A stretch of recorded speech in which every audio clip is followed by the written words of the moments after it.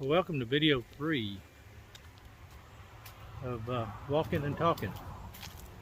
I'm in a different park this time. I'm in a National Wildlife Refuge park that's outside our city limits, and it's pretty nice. Concrete. There's 2 trails, and I'm on one of them that's got concrete trails. I hadn't been out here in a while. This one had concrete when they put it in. The other one had kind of a real pea gravel, a really nice walking trail, but haven't been on it in quite a while. I don't know if it's concreted yet or not, but anyway. So we're going to pick up where we left off on video number 2, and what I want to do in this video is I'm going to actually insert the video of my angel Lee Dang doing a wrap on one of my legs. This was a video where she allowed me to record it so that I could have instructions for doing my recording or my wrapping on my own, like right now after I'm through with my actual physical therapy. So we're going to cut away, and I'm going to go ahead and let her video get posted in here, and then afterwards I'll come back and we'll talk about a few more things. So I'll be right back. For the between the bandages and your skin. Mm-hmm.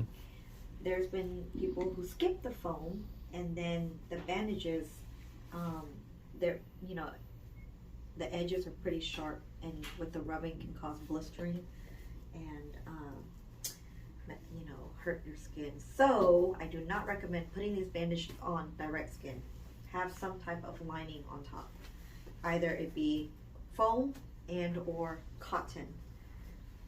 You could buy flat cotton that looks like this, but it's made out of cotton, and that's reusable also. Okay, so it will be 4 each, and I will do the simple version today. Okay, the simple version that you will do at home. Okay, so we have 1 liner and 2 liner. Okay, and we want your skin to be moisturized prior.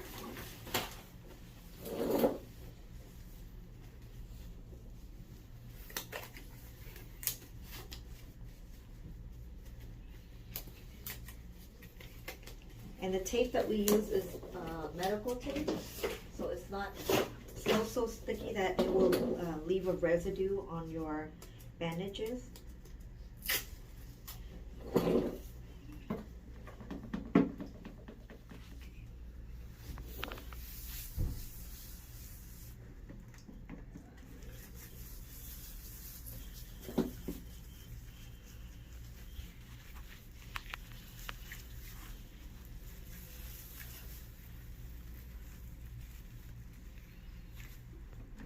I need to print out the numbers for you to show you that your regiments actually went down a lot. Yeah, I'm still waiting for them to email me the pictures. I hadn't gotten those yet. Okay, well, let them know. Send them a reminder email. Okay. Okay, so the toes. You will anchor the beginning bandage where the pinky is. You're going to wrap it around 1 time, and when you wrap it around, you want to go over the end so you can anchor it so it doesn't slip out. After that, you go back around, go up towards your first toe, wrap around your first toe starting from the bottom of your nail bed here. Don't go past your nail bed, and then you wrap it around, making sure that you cover 50% of this bandage like that, and then we'll go back around here, go back around here, and up, over, wrap around the toe, going from the top down, and don't go past the nail bed. Go back around here, 50%, and go back around here.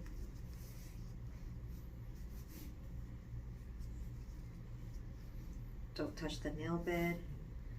Go back around.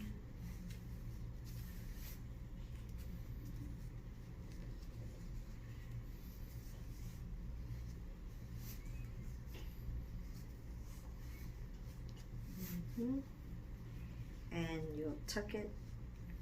Find somewhere to tuck it, but when you tuck it, make sure it's not bunched. Make Okay. sure that it's tucked somewhere and flat. Because once you start wrapping, you don't want it to bundle up. You want it to be flat and comfortable. Okay. Next will be your liner, your stockinette liner. Pull it all the way up past the knee, and this goes past your toes. Okay.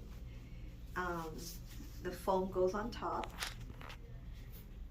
and you want it to start. I'll pull this back.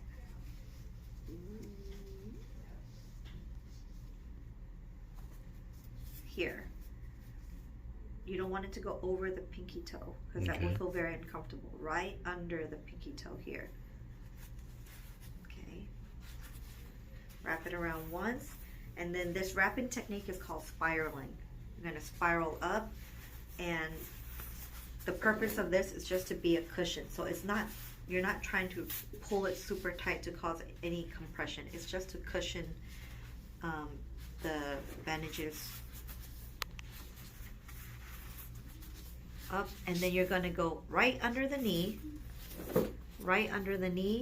and right below your crease here. That way when you bend your leg, you don't want it to hit the inside of the crease because that will irritate it. And cut off circulation. Okay, tuck it in, fold this down, and you can check again, making sure that it's not cutting off circulation down here, right below here. Okay. Now, first one, so it goes from smallest to biggest. You're going to anchor, and you're going to go around once, twice, and then the second time you go around, you're going to go past 50% of the bandages. Okay, 50%, 50%. This is called spiraling. Okay. And when you go here, at this point, you want to go around the ankle one time, and then go back under the heel to catch the heel, and then you're going to spiral once again. Up, up, up. And each time you go, you're just trying to cover 50% of the last bandage so you can provide equal amount of pressure. Okay. And when you tape it, you want to keep your bandages taped to the front. That way when it's time to remove the bandages, you can remove it easily. Okay. There we go. Next one. You're going to start here. Once again, anchor. 1. And that's still the small one, or is that the next larger The one? next larger one. Okay. 2, and now we're going to go around 50%, 50%, 50%, 50%. When I do it for you at the clinic, on the foot area, we do this technique called the Roman sandal. It's a little bit more advanced, but for at-home use, you can do the spiraling technique. And if you feel ambitious, you can always do the Roman sandal. We can record that next session. So we've already done the foot, right? Next bandage. This one starts at the ankle. Okay? We're going to start here at the ankle, wrap it around, anchor it, and this time we're going to do 50%. Same thing. Providing equal pressure, and the pressure you do the pressure by pulling up when you go under. When I go over, I'm just laying it down. But when I go under, I give it a slight tug. That's where the pressure comes from. I'm not doing this. Right. Yeah, that's too much pressure. I'm just laying it down, slight tug. Slight tug. All the way up. Now, when you go up, and when it's time to go back down, we're not going to do any pressure. This part, we're just laying it down. Okay? Whenever you go back down, don't add extra pressure. The bandages will do its job by just that slight tug when you're going upward. Okay? Okay. Feels good. The last one, this one, you don't have to add too much pressure. This is just to smoothen everything out. Okay? I started here earlier on the bottom part of your shin. Now I'm going to adjust it up a little higher. And then I'm going to go around. And at this point, make sure that you anchor it and you're just going to lay it down. This is just to smoothen everything out. I'm not trying to add too much pressure. You already have 3 bandages that you gave a good tug on. Okay. And this one, you don't have to go 50. You can go 60% of the bandages. And here we are. And that is a tutorial of your at-home simple wrapping. Okay. All right. I hope that that instructional video was good for y'all. It shows you how she did all the wrapping for me. She did that every time. And like I said, it was snug. It wasn't too tight.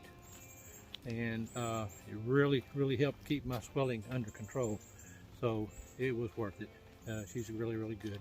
So what am I doing nowadays? Well, I'm trying to walk, if not every day. I try to walk at least 3 to 4 times a week. So far, even though it's been hot, I've been able to find shaded places to walk outdoors.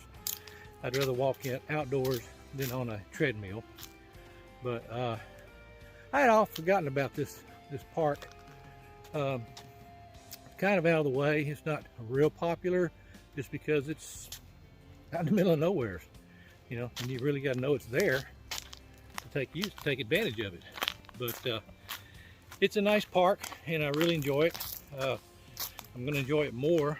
But like I said, it's got the concrete trails to follow, and it is nature. I mean, it is just constant woods all around. Let me switch y'all around. Y'all see, this is where I'm walking. I mean, it's just a wooded area. And like I said, it's a concrete trail, so it's a perfect place to walk. It's wide, not a whole lot of traffic out here, and as you can see, it goes from sunlight to shade, so it's a perfect place to do some walking. So where am I at as far as treatment goes? This is the 3rd video in my series. And in all actuality, these are being filmed after I've been released from my physical therapy. So, long story short, my legs are considerably smaller, and I am extremely happy with the results. It's now up to me to maintain those results and try to keep my leg swelling down to a minimum. What is lymphedema? And how do you get it? Well, lymphedema is got 2 different ways. There's a primary and a secondary. Primary, you're born with it. You have a defective lymphatic system that at some point in time is going to activate or deactivate, and you're going to have issues. Secondary is the other way, and probably one of the biggest factors that affects and kicks in a secondary is breast cancer patients, because they have to typically end up removing lymph nodes up in the armpit areas or right around the breasts area. And anytime you go into the lymphatic system, you know, there's potential for it to create blockages, and the fluids don't move like they're supposed to, so you end up with lymphedema. It can be a very quick onset, or it can be a delayed onset. In my situation, they think that it was more than likely caused by a couple of my surgeries. I've had a fair amount of I've had back surgery, and then I've had a couple of abdominal surgeries. I've not had any blunt force trauma. Well, I haven't been in any car wrecks or anything like that, but I umpired baseball for 21 years. And, you know, we wore protection behind the plate, but still, when you get hit, it hurts. I ain't gonna lie to you. It hurts. So, I mean, I did have some hits in the shins and stuff. I don't know that that's the cause of them. They're kind of leaning towards the fact that it was probably a side effect from one or two or all three of the surgeries that I've had in my abdomen area. Or, well, two in my abdomen area and in my back surgery. So, not anything that was done wrong by a doctor. No malpractice, so I'm not even considering that. It's just one of the side effects and possibilities that you may have. So it is what it is, you know. I adapt and roll, or I can sit and cry, and I'm going to adapt and roll. So these walks are good for me. I am able to walk further today than I was a week ago, but that's because I am walking and talking. So again, I want to thank everyone who has followed me so far, and I'm going to go ahead and wrap up this video. I hope that Lee's little video of how she wrapped my legs was helpful to you. And again, she does that on both legs. They do the same thing on people that have lymphedema in their arms, and I would imagine there's somewhat similar wrapping done for people with lymphedema in their abdomen or their trunk area. But they've got all sorts of ways of taking care of you. So, but the real thing is, if you think you may have it, go see a lymphatic specialist. Go see a special clinic that treats lymphedema and get yourself on the right track to get healed. I'm going to reiterate it again. I'm not a doctor. I am not telling you how to do it. I'm not telling you this is the only way to do it. Your medical staff will create the procedures that's best for you, that'll work best for you in the situation that you're in, and you follow those instructions. Don't follow mine. Anyway, I appreciate y'all stopping back by. So until my next video comes out, if you would, y'all know the drill. Please hug all your family and friends. Let them know you love them. And God bless.